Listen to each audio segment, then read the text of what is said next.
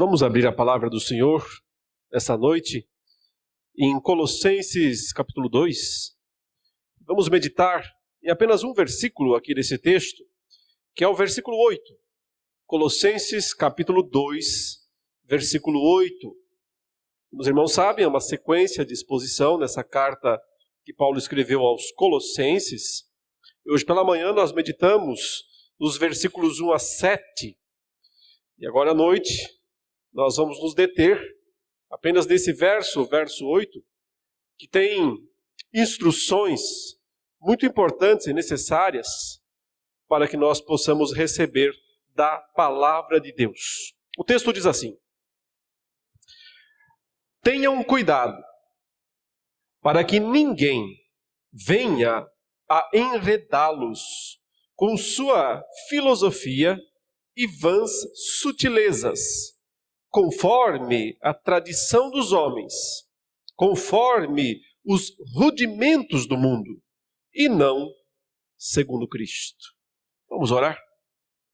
Senhor, nesta hora que nós temos lido a Tua palavra, reconhecemos que temos todos os motivos para sermos gratos por tudo o que Tu tens feito em nossa vida, por nos possibilitar estar aqui nesta noite de louvor e adoração ao Teu nome, por ter nos salvado através de Jesus Cristo, por ter colocado em nós o Teu Espírito Santo e nos ter dado a Tua palavra para ser nossa lâmpada, nossa luz, nossa direção certa e segura ao longo da jornada da vida cristã, a qual todos nós estamos trilhando.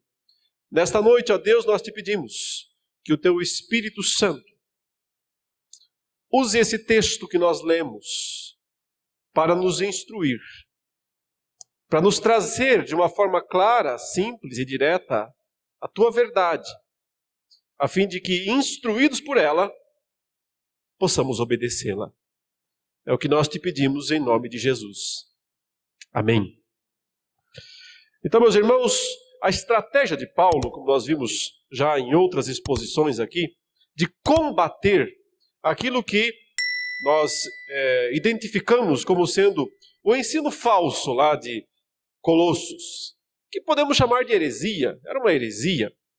Heresia é um conjunto de ensinos falsos que afastam a pessoa da centralidade de Cristo para práticas estranhas, para uma religiosidade mesclada com elementos da tradição humana, com elementos de várias outras religiões. Geralmente uma heresia faz isso. Ela separa, até porque na essência da palavra, o termo, que vem da língua grega, heresia, significa isso, uma separação, uma facção. Separa as pessoas do corpo de Cristo. Leva as pessoas para algum outro lugar, para alguma outra instância, mas que não é, de fato, a igreja verdadeira de Cristo. Então, a estratégia de Paulo para combater isso, principal estratégia, foi enaltecer, exaltar a pessoa de Cristo. E por isso em Colossenses, nessa carta aos Colossenses, é onde nós mais encontramos afirmações do apóstolo Paulo a respeito da pessoa de Cristo, da grandeza da pessoa de Cristo. Ele destaca o tempo todo a absoluta primazia de Cristo. Sobre tudo, sobre todos, sobre a criação, sobre a revelação, sobre a existência humana, o tempo todo ele está mostrando, escancarando aos olhos dos colossenses e também aos nossos olhos, a suficiência de Cristo. Uma única frase pode resumir toda essa carta: nada além de Cristo. Ou somente Cristo, que é um dos slogans principais da tradição reformada, da fé reformada. Eu dizia pela manhã que uma tradição teológica, ou mesmo uma igreja, só tem valor se de fato ela exalta Cristo acima de tudo e de todos. E não coloca rivais perante Ele, e não expõe concorrentes, e não promove concorrência à pessoa de Jesus, mas exalta com todas as suas forças, com todo o seu labor, com toda a sua concentração, a pessoa de Cristo Jesus. Por isso esse slogan reformado é sim tão importante, tão necessário. Somente Cristo. Nada além de Cristo. E nós vimos aqui nesses primeiros versículos, e agora quando eu vou abordar o versículo 8, eu preciso dizer que é muito importante, se você não viu ainda, que você veja a pregação anterior. Essa que expôs os versículos 1 a 7. É só olhar no nosso canal aí do YouTube, onde você vai encontrar a exposição aí desses versículos 1 a 7. E o que Paulo nos ensinou nesses versículos 1 a 7? Que Cristo é tudo o que nós precisamos. E que se nós já temos Cristo, o que temos que fazer é nos firmar cada vez mais nele. E então sim, crescer, nos desenvolver nele, na pessoa de Jesus Cristo. E essa, como eu disse, é a estratégia principal de Paulo em toda essa carta. Ele está sempre voltando à pessoa de Cristo e sempre exaltando outra vez a grandeza de Cristo. Mas, em alguns momentos, e o versículo 8 é um desses, ele nos fala também mais diretamente sobre a heresia em si mesma. E assim, nos ajuda a entender também como é que ela funciona, para que não sejamos pegos de surpresa, para que não sejamos enganados. Então, queridos, nesse único versículo aqui, o versículo 8, eu encontro 8 características de uma heresia. 8 ensinamentos que nos ajudam a identificar para não corrermos riscos. Porque cada palavra desse versículo aqui tem grande importância teológica e prática. Porque foi o Espírito Santo de Deus que inspirou esse texto. Não são palavras humanas, ou meramente humanas. Mas o Espírito de Deus inspirou Paulo, o apóstolo, para que ele registrasse esse texto. Então ele diz, tenham cuidado. Veja, antes de tudo, temos aqui o quê? O alerta. Ele chama a atenção, cuidado. Isso já me diz algo importante, não diz? Heresia é algo com que se tem que ter cuidado. Não é uma coisa assim que todos estamos imunes, né? Já fomos vacinados, esse vírus não nos pega. Assim não. Se fosse assim, não tinha tanta gente se desviando e seguindo ensinos falsos o tempo todo. O que Paulo nos diz é, abram o olho. E é interessante porque é justamente esse verbo que aparece na língua grega, né? Literalmente ele fala assim, olhem com cuidado, abram o olho, prestem atenção, tomem cuidado. Quase como, sabe, aquelas placas grandes de sinais de trânsito. Cuidado, perigo, perigo. Vá devagar. Se você for depressa, você cai fácil. Porque é assim mesmo. Nós temos que estar sempre atentos. Todo cuidado é pouco. Quando se trata de não sermos enganados, de não nos desviarmos da verdade, porque estar na verdade é uma batalha, é uma grande luta. Cochilo aqui, sim, pode ser fatal. Então abra o olho, é isso que Paulo está dizendo. Cuidado, tomem cuidado, toda atenção é pouca, perigo. Abram o olho, fiquem atentos.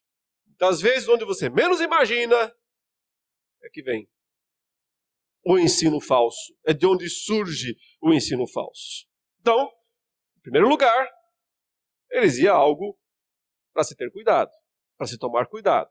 O risco sempre existe, não terminou. Continua e sempre continuará.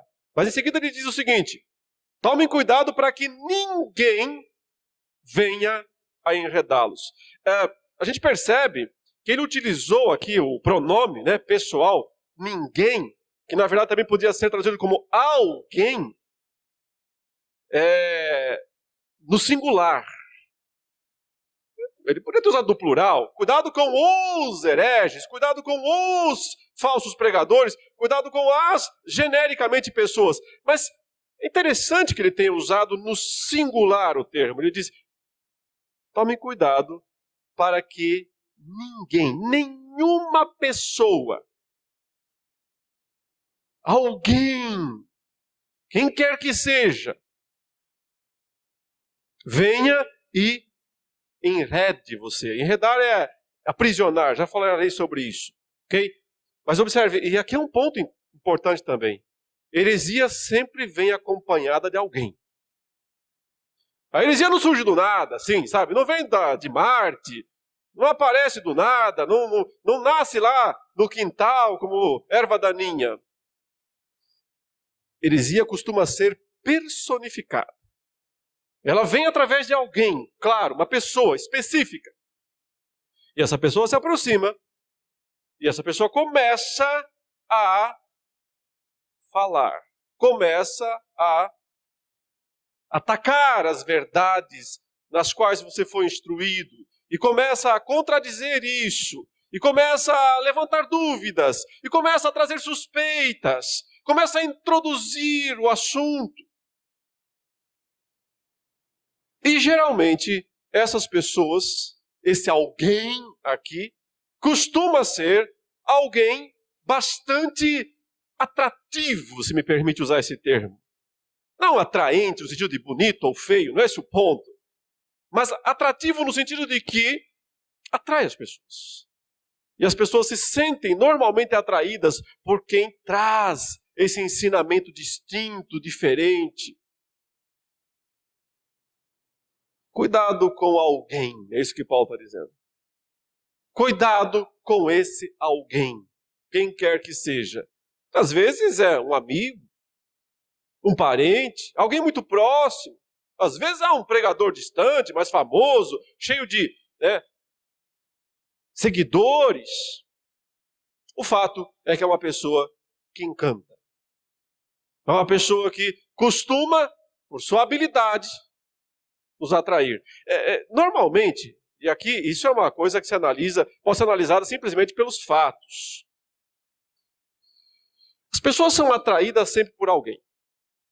Alguém aparece na vida e essa pessoa às vezes está sozinha, abandonada, não está se sentindo muito bem enturmada na igreja, porque a igreja faz isso também, né? Infelizmente a igreja faz isso também, mesmo sendo igreja verdadeira, mas não consegue enturmar todo mundo. E não consegue, sabe, trazer todo mundo para o meio. E tem pessoas que naturalmente ficam meio que escanteadas. Não deviam. Deviam ir lá e dizer, estou aqui, também sou irmão em Cristo, né? Me deem espaço aí, sou do corpo. Mas o fato é que muitas vezes a pessoa está um pouco fora, né, do meio, do miolo, e aí chega alguém com muita amizade, com muito relacionamento, com muito, olha, né, eu vou te ajudar, eu vou te oferecer o que os outros não te ofereceram. É claro que as pessoas caem fácil nesse tipo de oferta. Heresia sempre vem com alguém, entenda isso. Ela não vem sozinha. Ela não vem pelo vento, ela não vem pelo ar. Ela sempre vem com alguém. E aqui é o que Paulo está dizendo. Tome cuidado com esse alguém aí, seja quem for. Para que esse alguém aí, né, esse ninguém ou esse alguém, venha a enredá-los. E essa aqui é a palavra mais forte aqui que Paulo poderia utilizar, né? Porque os nossos tradutores, seja das nossas versões mais antigas, seja dessa nova versão que nós usamos aqui, eles podiam ter usado uma palavra um pouco mais forte, e eles foram leves. Enredar não tem um sentido muito claro para nós, não é? O que é enredar? Parece que é alguém que vem e fica argumentando e só nos levar no papo, né? Nos levar na conversa. Não é só isso. Aliás, o termo grego original é prisão. Prisão. O que Paulo está dizendo é, cuidado para que ninguém aprisione vocês. Coloque vocês numa prisão. Essa é a terceira característica da heresia. Se por um lado é algo que tem que se ter cuidado. Por outro é algo que sempre vem com alguém, não vem sozinha. Em terceiro lugar, ela vem para nos prender, nos aprisionar. O que significa pura e simplesmente roubar a nossa liberdade em Cristo. Roubar a liberdade que Cristo nos deu e nos aprisionar em sistemas e tradições humanas. Heresia é sempre aprisionadora. E quando alguém cai nessa prisão, é quase impossível sair. Sim. Aprisiona de tal maneira, de tal forma, que sair dessa prisão é quase impossível. E é justamente por isso que Paulo está dizendo, cuidado! Cuidado, porque se você for aprisionado por alguma heresia, não vai ser fácil sair dela.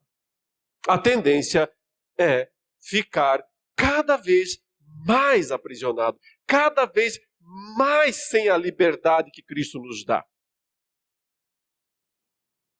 Então é melhor não parar nessa prisão, porque depois que parar nela, sair não é fácil. Mas por que alguém se deixaria aprisionar? Por que alguém cairia numa prisão como essas? Ora, irmãos, o passarinho, quando se aproxima da armadilha, ele acha que vai se dar bem, né?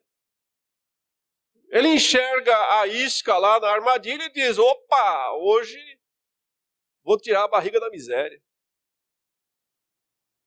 Até que pega a isca. Quando ele pega a isca, já era. A armadilha cai em cima dele. E sair é difícil. É muito difícil. Mas note que é justamente o que atrai, né? A sensação de que encontrou o bom. A sensação de que encontrou algo bom. Mas na verdade é uma isca. Uma isca com a única intenção de enredar, de aprisionar aquele passarinho. Então, heresia funciona como uma prisão. Melhor não cair nessa prisão. Portanto, fique atento. Não coma as iscas que são colocadas gratuitamente, facilmente, atrativamente, por alguém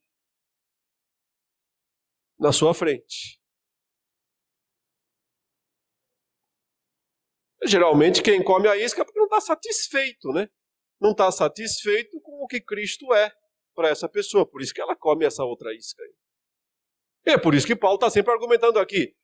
Se você estiver consciente da plena suficiência que há em Cristo Jesus, as heresias não vão atrair você. Mas é justamente porque as pessoas não estão, é que as iscas dos hereges são tão atrativas. Mas a armadilha cai. Como é que a gente chamava lá no interior? A arapuca. Ela cai e aprisiona quem se deixou levar. Mas veja então, ainda na sequência, que Paulo fala então, né? Tomem cuidado para que ninguém venha enredá-los com sua filosofia e vãs sutilezas. Vamos entender essas duas coisas agora. Porque, em quarto lugar, heresia sempre tem a sua filosofia. E é interessante que Paulo não fala assim, enredá-los com a filosofia, mas diz com a sua filosofia. Porque aqui o apóstolo Paulo não está necessariamente atacando a disciplina, a filosofia. Filosofia como disciplina, como estudos, não é esse o ponto, não é isso que Paulo está atacando aqui. Até porque hoje nós usamos o termo filosofia de uma maneira muito mais estreita, eu diria, do que se usava naqueles dias. Para nós hoje, filosofia tem a ver basicamente com essa corrente de pensamento ou aquela muito definida. Naqueles dias do apóstolo Paulo, filosofia era todo e qualquer sistema de pensamento que alguém pudesse defender. Então, não necessariamente bom nem mal. Analisar a cada um, essa é a ideia. Olhar o que cada ensino diz. Mas quando ele diz aqui, Tomem cuidado com aqueles que querem aprisionar vocês com a sua filosofia. Aí ele está demarcando, é a filosofia deles, desse grupo. E o que isso significa? É que toda filosofia, toda heresia, ela tem uma lógica interna. Uma lógica própria. Ela é construída dentro de uma lógica própria, interna. E acontece o seguinte, quem olha de fora e está muito bem instruído nas verdades da Bíblia, do Evangelho, do somente Cristo, ele não tem muita vontade nem de entender aquelas coisas. E por isso que geralmente ele passa longe. Mas se parar e ficar ouvindo, começa a se sentir interessado por aquela lógica interna, aquela pregação interna, que quase sempre é um círculo, né? Um círculo vicioso, uma pregação circular, sempre levando ao mesmo ponto, que quase sempre esse ponto, de tanto destaque, é algo sem importância na fé cristã. Ou são costumes, ou são práticas de uma determinada comunidade, ou são rituais, quase sempre alguma coisa que não é, central. Mas justamente essa coisa que não é central, ela é tão bem construída dentro daquele sistema que passa a ser central. É aí que mora o perigo. É aí que está o problema. É nesse momento que as pessoas perdem a centralidade da pessoa de Cristo. Essa lógica interna das heresias é o que aprisiona as pessoas. Elas acabam sendo subjugadas. O pensamento delas acaba sendo subjugado por aquele tipo de raciocínio que é repetido à exaustão. Porque, meus irmãos, esse é o princípio de lavagem cerebral. Qual é o princípio de lavagem cerebral? Hoje não se fala mais nisso, se falava muito no passado, no tempo da Guerra Fria, no tempo daquelas disputas internacionais, lavagem cerebral. O que é lavagem cerebral? É expor uma pessoa a um conteúdo que ele é repetido à exaustão, aquele mesmo ponto. A pessoa sai obcecada por aqui. E não enxerga mais nada. E fica totalmente cega para as outras coisas. E passa a enxergar só aquilo.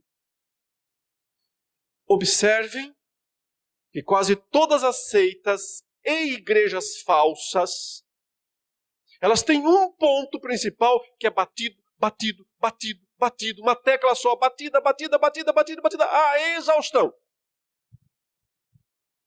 E as pessoas acabam ficando cegas para tudo ou mais. Mas é uma lógica interna. Funciona. Aprisiona. E o que Paulo está dizendo aqui é, cuidado com isso.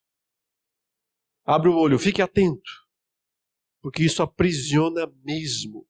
Essa lógica interna, essa filosofia, acaba por aprisionar as pessoas. E o segundo termo que Paulo usa aqui é vãs sutilezas. Vãs sutilezas. Bom, essa palavra aqui, vã é claro, né? Vazio. Agora, sutileza é difícil de entender, né? De interpretar. O que significa sutileza? Uma coisa sutil, meramente sutil? Sim. Mas é mais do que isso. Talvez, o único jeito que eu tenho para explicar o que significa essa palavra aqui, sutileza, seja trazer para os irmãos um outro texto da palavra de Deus, onde o próprio Cristo usou essa palavra para descrever algo que pode nos ajudar a entender o que é que ele está querendo, o apóstolo Paulo está querendo explicar aqui. Esse texto, se vocês puderem abrir aí, é o que está lá em Mateus capítulo 13, versículo 22. é a parábola do semeador, lembre? Né? O semeador saiu a semear, jogou uma parte da semente à beira do caminho, e aqui ele está falando do quê? De concorrência, né? De como é que a semente se perde. E então ele usou no versículo 22 um termo que é esse termo aqui, que foi traduzido como sutileza. Ele disse o seguinte, lá no verso 22, o que foi semeado entre os espinhos é o que ouve a palavra, porém, as preocupações desse mundo aí está a palavra, fascinação. É a palavra grega, a mesma que aparece traduzida nas nossas versões, quase todas, em Colossenses 2,8, como sutileza. Aqui, o Senhor Jesus usou essa palavra, os tradutores traduziram como fascinação. A fascinação das riquezas sufocam a palavra e ela fica infrutífera. Aqui, talvez a gente entenda então melhor o que o apóstolo Paulo está querendo dizer por vãs sutilezas. É o fascínio que a heresia produz nas pessoas. Elas ficam fascinadas por aquilo. Mas, observem, é uma fascinação vazia, Paulo fala. Por isso que ele fala, vãs sutilezas. Sutilezas vazias. São os detalhes, né? Os detalhes e mais detalhes e mais detalhes da pregação herética, que produzem nos que já estão sendo aprisionados uma fascinação. E aqui eu vou usar uma outra ilustração para entender, porque se agora há pouco eu usei, e ainda é o passarinho, mesmo passarinho preso na gaiola, preso na armadilha, mas existe um outro animal capaz de aprisionar um passarinho sem gaiola, sem necessidade de armadilha. Quem é? A serpente. De alguma maneira, algumas conseguem fascinar. E a pobre ave não consegue fugir. Sabe como é que isso funciona muito bem? Mas a pessoa fica presa mesmo. Presa ao olhar da serpente. Fascinada. Por algo bom? Claro que não. No final custa a sua vida. Esse é o ponto. No final, custa a sua vida. E é por isso que o apóstolo Paulo aqui diz, cuidado, abre o olho, não se deixe fascinar por essas vãs especulações, esses raciocínios falaciosos, essas filosofias particulares. Cuidado com isso. Mas então nós temos agora mais 3 declarações. E elas têm uma estrutura na língua original também muito interessante, ela quase aparece aqui em português. Porque ele fala, conforme a tradição dos homens, conforme os rudimentos do mundo, e não, que os tradutores podiam ter repetido a palavra, e não conforme Cristo. Porque esse é o ponto mesmo do apóstolo Paulo. Ele repete 3 vezes a mesma expressão. Elas são segundo isso, e não segundo isso. Então, o fundamento delas. O que é o fundamento e o que não é o fundamento. E essas 3 últimas declarações aqui resumem para nós tudo que nós precisamos saber a respeito das heresias. Então não se perca nas contas, esta é a 6ª aqui das descrições que nós podemos fazer a respeito de heresia nesse único versículo. Eu já disse, só para relembrar, que heresia é algo para ter cuidado. Já disse que ela sempre vem por alguém. Já falei que ela funciona como uma prisão. Que ela tem sua lógica interna, sua filosofia própria. E que ela fascina. Ela fascina as pessoas com uma fascinação vazia, tola, vazia, mas fascina. Agora, acrescento aqui, à luz do que Paulo nos ensina, que heresia se fundamenta em tradição humana. Segundo ou conforme a tradição dos homens. E quando o apóstolo Paulo, e o próprio Senhor Jesus falou muito sobre isso também, quando eles falam sobre tradição dos homens, em geral eles estão comparando isso ou confrontando isso com a palavra de Deus. Então é muito simples, segundo a tradição dos homens e não segundo a palavra de Deus. O Senhor Jesus, frequentemente, ele confrontou os religiosos dos seus dias, os judeus, os fariseus, os escribas, os sacerdotes, todo aquele pessoal lá, de darem mais importância, mais valor às suas tradições do que a palavra de Deus. Lembram um dia em que o Senhor Jesus e os apóstolos estavam almoçando, e os escribas e fariseus chegaram lá e perguntaram: olha aí vocês, hein? Que coisa feia. Comendo sem lavar as mãos. Será que eles disseram, é o Covid-19 que nós temos que passar álcool gel nas mãos? Não tinha nada a ver com isso. Precisava lavar as mãos naqueles dias porque se entendia que algum tipo de contaminação espiritual uma pessoa podia contrair se ela comesse sem lavar as mãos. Não tinha a ver com micróbio, bactéria, vírus, não era esse o ponto. Se eles tinham ou não conhecimento desses micro-organismos, nós não sabemos. Provavelmente não. Jesus certamente sabia, mas os religiosos provavelmente não. Eles não estavam falando de contaminação por doença, por enfermidade física. Eles estavam pensando em contaminação espiritual. Porque eles pensavam que se uma pessoa, eventualmente, tivesse tocado com as suas mãos uma coisa impura, que a religião judaica considerava impura, e, inclusive também a lei cerimonial mosaica considerava impura, por exemplo, tocasse no morto. Não podia tocar no morto.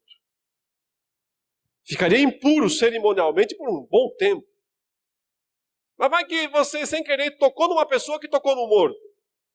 Aí, nesse caso, você poderia ter adquirido uma impureza cerimonial que você nem sabia.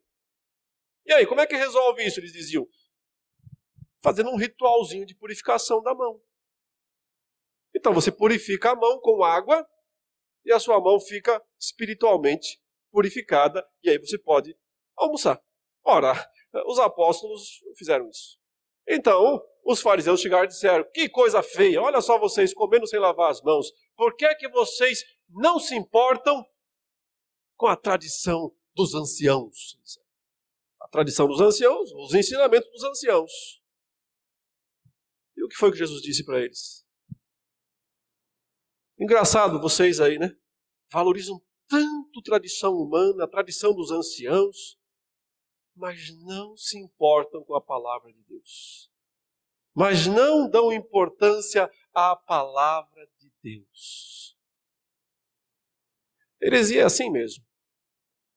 Ela sempre vai deixar a palavra de Deus de lado para exaltar alguma tradição humana. Naqueles dias, claro, e no caso dos Colossenses, e também dos Gálatas, se vocês se lembram da exposição aos Gálatas, o apelo principal estava na longa tradição judaica, no rico sistema religioso que o judaísmo tinha construído ao longo dos séculos, talvez milênios. Se evocava a autoridade dos sacerdotes, somente eles podem oficiar no templo, do sumo sacerdote, somente ele pode realizar os rituais de purificação. Então eles traziam para as pessoas daqueles dias, esses pregadores, esses alguém aqui, esse discurso. Olha, pessoal, Vocês não podem seguir esse Paulo aí. Esse Paulo aí ninguém sabe quem é, de onde veio, como é que ele começou a pregar, qual é a autoridade dele. Ele é respaldado por quem? Não, pessoal, vocês têm que seguir a tradição dos anciãos, dos judeus. Tem que voltar aos sacerdotes, voltar ao sumo sacerdote. Pessoal, isso foi tão sério naqueles dias. Para nós hoje às vezes não parece tanto, mas para eles foi tão sério que várias cartas, e uma especial do Novo Testamento, foi praticamente inteiramente escrita para combater isso. A carta aos Hebreus. A carta aos Hebreus, como um todo, ela tem um objetivo principal, que é justamente combater essa pregação de que o judaísmo era melhor. Melhor que o cristianismo. E por que era melhor que o cristianismo? Porque tinha mais rituais, porque tinha mais fundamentação histórica, porque tinha mais tradição, porque tinha mais parafernália religiosa, para usar uma expressão, né? Elementos, objetos místicos, objetos mágicos. Não é de hoje que as pessoas baseiam sua fé em amuletos, ou tipos de amuletos, ou objetos que elas acham que são eficientes, que têm algum poder, que fazem alguma coisa, mas são apenas tradição humana. É isso que Paulo está dizendo aí. Heresia se fundamenta em tradição humana, não se fundamenta em Cristo, não se fundamenta na palavra de Deus. Mas Paulo tem mais um termo ainda para dizer em que se fundamenta a heresia. Conforme a tradição dos homens e conforme os rudimentos do mundo. Conforme os rudimentos do mundo. Esse é um termo também difícil de entender se a gente não escava, né, um pouquinho o texto, não cavoca aqui um pouquinho na passagem. Se a gente ficar só no superficial, não vamos entendê-lo. Mas se der uma boa escavadinha aqui, uma boa cavocada no texto, vai dar para entender o que significa rudimentos do mundo. Essa expressão era bastante utilizada naqueles dias do apóstolo Paulo, desde a antiguidade, na verdade, no mundo greco-romano, para descrever os elementos fundamentais da criação, né? Da existência de todas as coisas. Se referia basicamente aos 4 principais elementos: ar, fogo, água e terra. Mas é sobre isso que Paulo está falando aqui? Olha, as heresias se fundamentam, são segundo ar, fogo, terra. Não, não é isso não. Não é isso não. Porque isso era no passado. Com o tempo, na tradição greco-romana, o termo rudimentos do mundo passou a designar também os espíritos que estavam por trás desses elementos. E aí, se você vai para a religião greco-romana, os deuses romanos, o que eles são basicamente? É o deus do fogo, é o deus do raio, é o deus da tempestade, é o deus do oceano, é o deus da guerra, da terra, e assim por diante. Os deuses. Em última instância, quando se fala os rudimentos do mundo, se está falando aqui dos deuses romanos, dos deuses da filosofia grega daqueles dias. E esses deuses aí, o que a Bíblia tem a dizer a respeito deles? Que como deuses eles não existem, são só pedra e pau. Não tem poder algum, são só pedra e pau. Não é isso? Como deuses, não. Mas o que mais a Bíblia nos diz sobre eles? Que essas figuras são frequentemente utilizadas por demônios. Demônios, e esses existem. Deuses não existem. Zeus, Poseidon, Hera, Artemis, não existem. São só figuras lendárias. Mas segundo a Bíblia, demônios existem. E se utilizam desses ídolos, para aprisionar as pessoas. Esse é o ponto. São coisas perigosas mesmo. Heresias são coisas perigosas mesmo. Porque são, e aí eu posso usar claramente uma expressão que o apóstolo Paulo usou escrevendo para Timóteo. Ele chamou de doutrinas de demônios. Doutrinas de demônios. Ensinamentos de demônios. Qual o objetivo das doutrinas dos demônios? O que os demônios querem? O que o diabo sempre quis?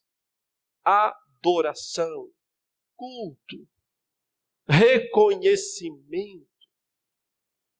De alguma forma, a heresia leva as pessoas de volta à idolatria. Leva de volta aos ídolos. Aprisiona debaixo. E isso é uma prisão. Não se enganem, é prisão mesmo. Aprisionados aos ídolos. O Senhor nos libertou dos ídolos. O que os ídolos querem? Nos aprisionar outra vez. Todo tipo de ídolos, obviamente. Toda a gama de ídolos que você possa imaginar disputam a nossa alma, sim. Mas graças a Deus, não pertencemos mais a eles. Pertencemos a Cristo Jesus. Então não se deixe aprisionar outra vez por eles. É exatamente isso que Paulo fala nos Gálatas. Na carta aos Gálatas, capítulo 3. Não se deixem aprisionar outra vez por eles. Pelos rudimentos do mundo. Pelos deuses falsos. Pelos ídolos mortos. Não se deixem aprisionar outra vez por eles. E aí já foram então 7 descrições a respeito de uma heresia. É para ter cuidado com ela. E muito. Sempre vem com alguém. Sempre vem com uma prisão. Ela tem a sua filosofia própria, a sua lógica interna. E uma fascinação vazia, que aprisiona. A heresia se fundamenta em tradição humana, não na palavra de Deus. Tradição humana. Ela se fundamenta, pior ainda, em demônios. Nos rudimentos deste mundo. Nos espíritos malignos que assumem, que usam ídolos mortos para nos aprisionar. E então vem a última e derradeira declaração de Paulo, para deixar muito claro da onde elas vêm, ou melhor, da onde elas não vêm. Porque ele diz, e não segundo Cristo. E não conforme Cristo. É claro que elas não poderiam mesmo ter essa origem em Cristo, porque elas se originam na tradição dos homens, elas se originam nos rudimentos, nos demônios deste mundo. Mas que fique claro, de uma vez por todas, Paulo está dizendo, não são de Cristo. Não se fundamentam em Cristo. Até porque heresia, que ela mais procura, sua maior busca é nos afastar de Cristo. É nos distanciar de Cristo. E ela faz isso justamente tentando ocupar o lugar de Cristo. Porque aquele ensinamento falso se torna a coisa mais importante da vida da pessoa. Então já não é mais Cristo. Aquele objeto se torna a coisa mais importante. Então não é mais Cristo. Aquele ritual se torna a coisa mais importante. Então não é mais Cristo. Aquela prática se torna a coisa mais importante. Então não é mais Cristo. Aquela forma específica, individual, de cultuar se torna a coisa mais importante. Então não é mais Cristo. Tudo tenta ocupar o lugar de Cristo. Por isso Paulo diz, não segundo Cristo. Não tem nada a ver com Cristo. E é interessante ele voltar, né, a esse termo, a esse nome, bendito, abençoado no final, Cristo. Porque ele vinha falando que Cristo é tudo o que nós precisamos. E que se nós temos Cristo, então o que nós temos que fazer é permanecer em Cristo. Somente em Cristo. Nada além de Cristo. E nos fundamentar mais e mais em Cristo, para podermos viver uma vida livres. Não de prisioneiros. Não prisioneiros de ídolos, mas seguidores livres do Cristo vivo. Que Deus nos abençoe e nos ajude sempre a não cairmos no laço do passarinheiro. O laço do passarinheiro.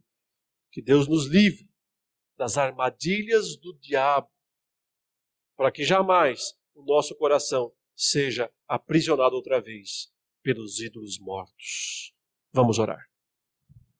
Ó Senhor Deus e Pai, obrigado pela Tua palavra e pela instrução que dela nós recebemos. Te suplicamos em nome de Jesus que Tu nos guardes de todo erro mesmo, Senhor.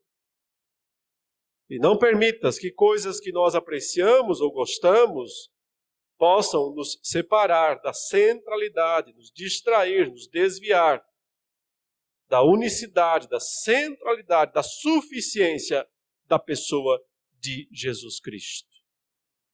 Agora, Senhor, que vamos também em seguida participarmos da ceia, prepare o nosso coração e mente para que nós sejamos nessa noite abençoados pelo partir do pão. Nós oramos em nome de Jesus. Amém.